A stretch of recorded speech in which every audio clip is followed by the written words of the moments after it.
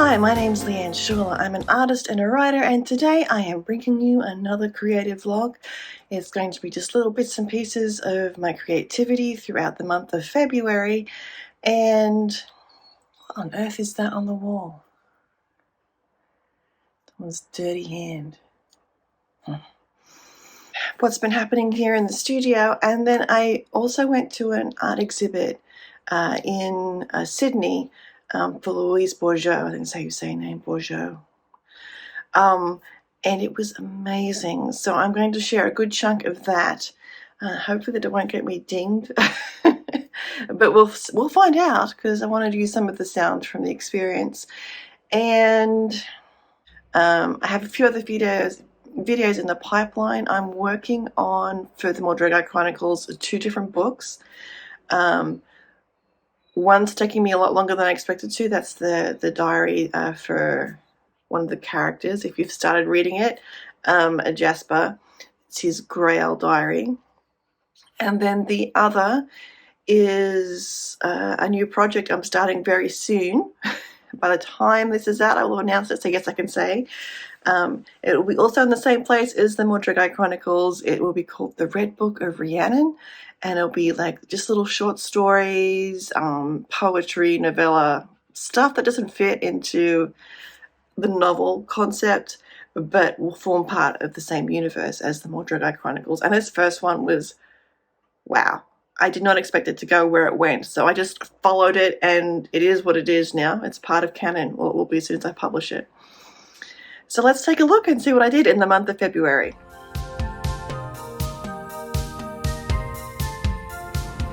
And here we are outside the Maitland Regional Art Gallery, also known as MRAG. That will become important later. And I'm here to take part in an art group. It's a seniors art group because I am officially retired. And here is the space that we meet in almost every week. First to arrive, so that's where I'm going to sit. I'm not going to film other people here. This is the kitchen in the back of the Maitland Art Gallery. I have been mainly sketching in this Hobonichi weeks, taking Natalie Eslick's class. So we're doing like a coloured penciled sketched animals.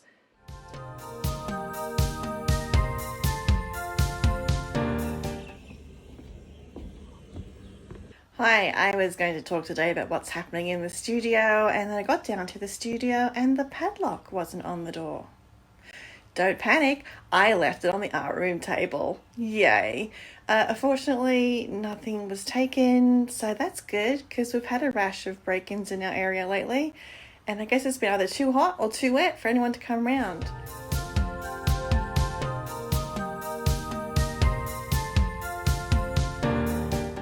Oh my gosh, where to start? Well, this was the MRAG trip, as you read, and we left early in the morning to head to Sydney in tiny bus to the Art Gallery of New South Wales. This is Louise Bourgeios' largest spider sculpture called Maman, which is French for mother, and it was an amazing exhibit. I might end up merging my 2 trips down, because I ended up going back at the beginning of March to see the Louise Bourgeios exhibit, because it was incredible. The width and breadth of her work, from these huge metal sculptures to using carving marble, to making casts, to using plaster, sculpting wood, watercolour, gouache, these really cool little bird nests that she mimicked. And have a close-up look at this. This is really good.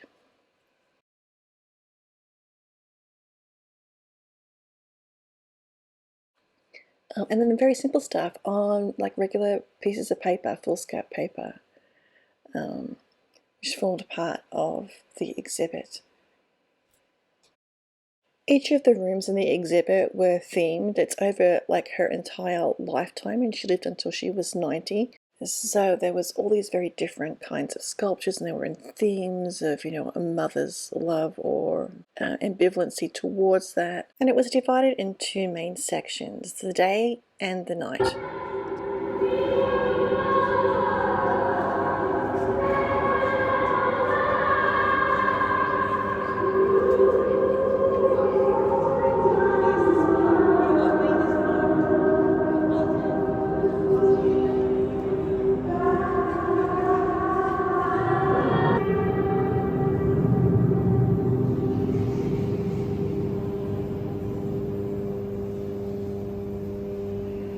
As you can hear, it's quite the sonic experience as well. Her poetry was being displayed on the walls, and this is downstairs in an old World War II oil tank, and they've converted it into an art gallery space. And so her big structures are down here. This was called the night section, and I'm actually going to merge in some footage from my second visit, so let me show you what the stuff that I missed the first time around. We'll return to the night in the tanks in a minute. One of the things that I missed was the tiny embroideries, the very delicate work, because our docent on the last trip just focused on the big stuff. And all these things came from her collecting of clothing. These are like scarves that she used to repurpose and sewed back together again. She knitted, she used embroidery threads. It was just really beautiful work. Now let's head back down tonight. This is glasswork, it's all found glasswork, and then hidden in one she's got a tiny sculpture of a woman's torso. These were the tiny things that I didn't see on the first visit. On my first visit I had read this poetry on the walls, but do you see this little disturbance up towards the top of the screen? There's something there. It's another one of her sculptures, and I tried to take film of it, but that didn't work, so I ended up taking a photo instead. So here's what's hidden on that wall.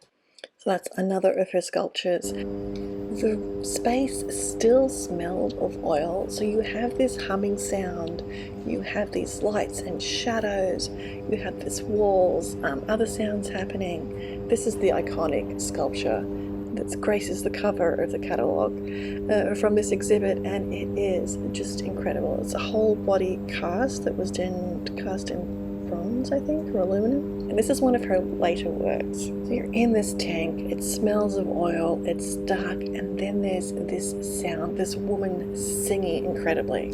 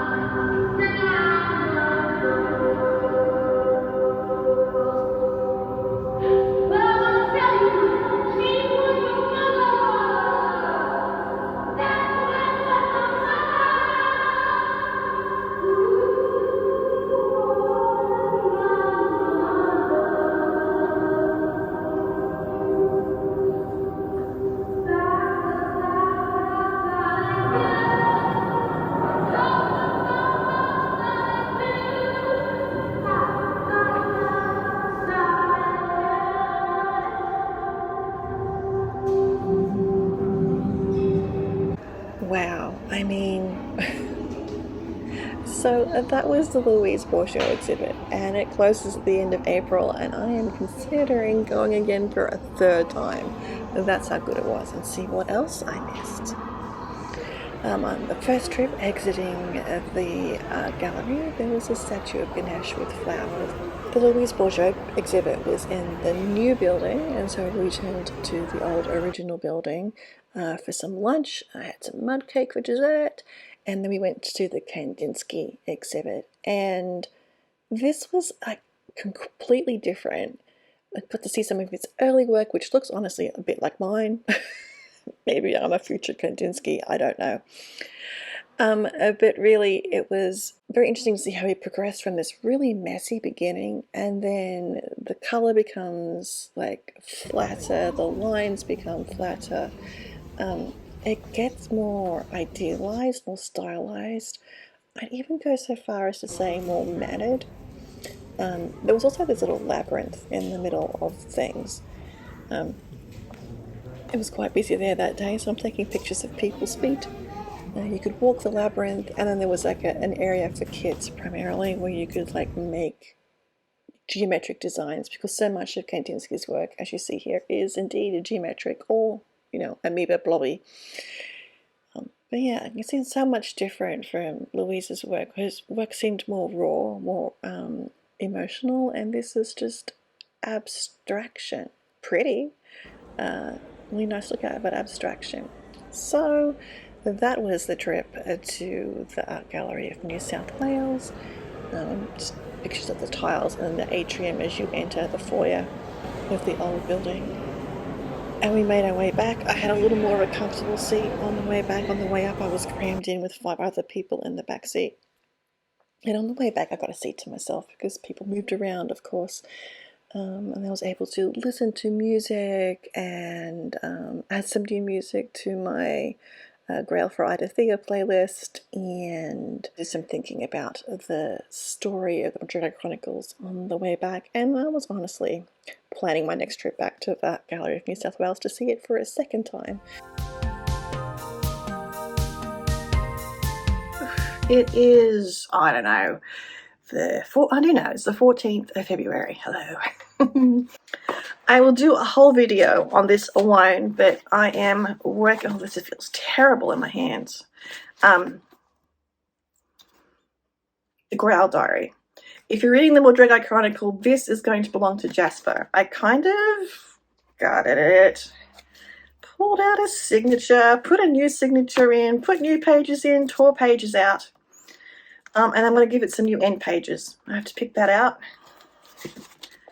And I scuffed it all up and it feels terrible on my hands, so I might have to smooth that out a bit. Anyway, so that's a project that needs to be getting on with. I did some gessoing and I bought a few things. Can I see what I bought? So let's do from Jane Davenport. She has this gesso which is really nice and it's already tinted. Now you can also just get white gesso and tint it, but I'm trying to say the sticker. Peel. But yes, so I got these. I thought those would be good to go on Ida Thea's journal. Like, I know it's finished, but anyway, gotta do it. And then I got this paler gesso, which now look at it is way too pale. But I'm thinking if it's mixed with, where is it? This Gold Rush and maybe a bit of this older Jane Davenport Ancient Pages, it might work. I might have to put a dot of raw umber in it. So I've been doing some tests because this journal came from, well, you'll see in the video, came from Amazon. They didn't bother printing things in the right order. And I want to alter the dates so that the dates are pre a Greal for Ida Thea. So probably 1800-ish. So I'm using the gesso as coloured whiteout. And I haven't got the shade quite right, and I'm hoping that will help, but now I don't know.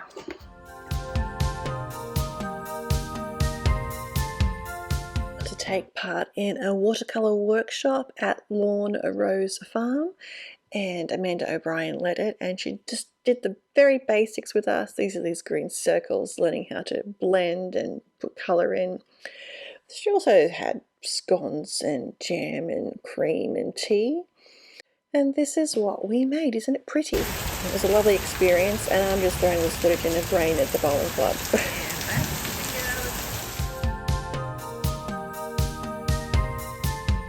Hello, it's me. We have quite the day in the studio today. I've got a water bottle. My hair is not fit to be shown on screen at the minute, so I'm off screen. Having a drink.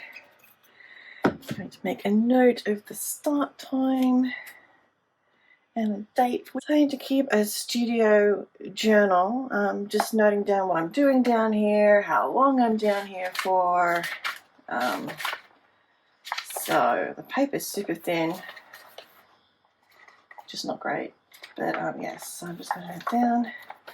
So my first step is to do a little bit of cleanup because I left this as it was. This is the Greal diary that I'm altering. My next step for this is to add some dates, add some drawings that I've scavenged from various books, but it's going to be a minimal tidy because I just want to get cracking. So Then I'm put this away, and I'm going to fill these watercolour pans. These two are obviously not filled. And then I'm going to do a Dreamboard for the full moon, which is tomorrow, but near enough is good enough. Tomorrow I have plans. So, one replacement watercolour. I needed some more of the new Gamboge. I was almost out. And this is Handsome Yellow Medium. I thought it'd be a good mixing colour. This is the new travel palette. I didn't bring the other travel palette down that I normally use.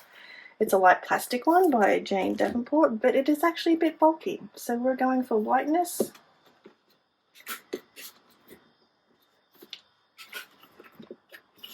Maybe I should put that one in first because it tucks in under the corner there. There we go. Slide you in. So all these little palettes here will go in there. These are the mixing spaces. And this is the Art Toolkit Folio size palette. So comparing it to a distress ink pad. So I think I have 24 wells. I have 24 wells if I don't bring them all over the place. Let's put them back into some sort of order. So we know what we're doing. Going to Artist Toolkit. You fill these once, let it dry overnight.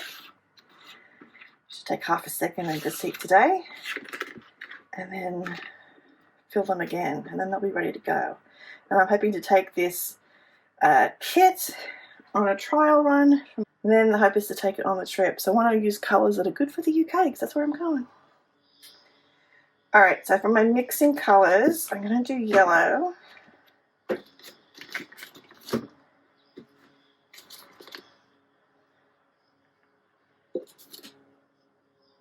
Going to do magenta, Kodak magenta, and my blue choices. Well, these are crappy blue choices, Leanne. Where's your regular blue? I'll use blue apatite. I think that's okay. Let's give that a little quick test. The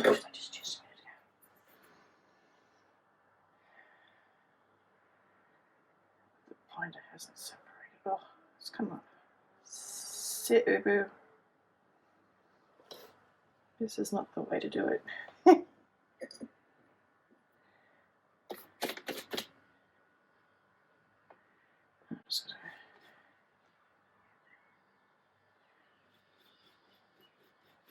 That is a very smoky blue. Is Citrus blue or phthalo blue? Phthalo blue is really strong, that I do know.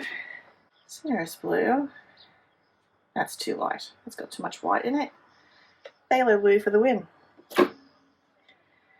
So now that I'm here, and I'm thinking not to fill the whole pan. There was a tip on the website. I've got paint all over me already. Dang it. To fill the bigger pans just by half, so you can like use it to get a wash, for example, of blue without having to put it on your palette. And I need to start writing these down, kids. Okay, pen. We'll use the studio notebook because what else is it for? Big blue one was the phthalo blue. It's hot today. I'm going to put the air on. It's going to cause all sorts of whir. What was the other blue that I used? What was this kid? It was the apatite. Where's apatite gone? There it is. And this one is blue apatite. Genuine. Okay, so those are done. I'm going to just go along this bottom rail. You know what, guys? I'm going to turn the air on because it's hot already. I'll give it a little minute, and then I'll be going into voiceover mode. Or I'll speed this up because who needs to watch somebody filling watercolour pans, especially when I'm not doing it at a good angle. Okay, so this is Quidacridone Magenta.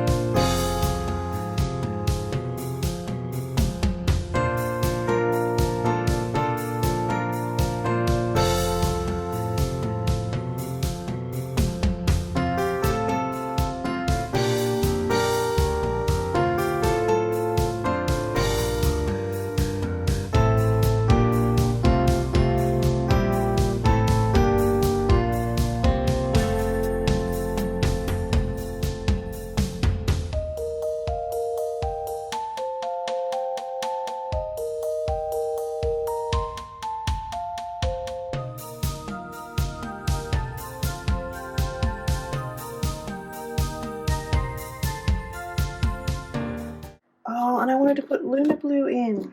Uh-oh. Uh-oh. Maybe I can just squeeze it in the corner or something. It's a really pretty blue. These both are very pretty blues.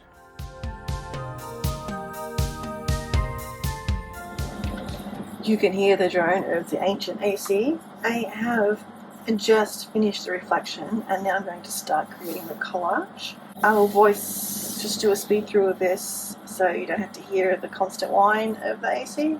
You're welcome.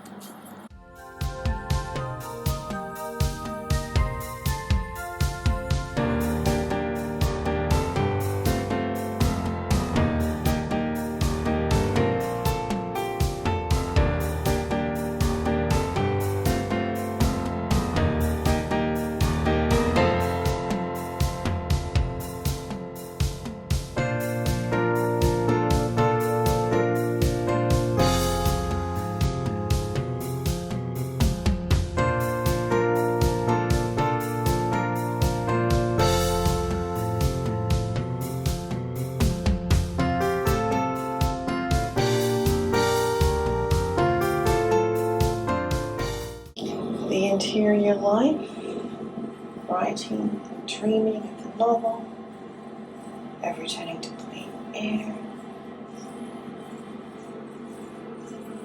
the richness of colours and textures, speaking of a return, just colours and textures speaking of the richness of interior life.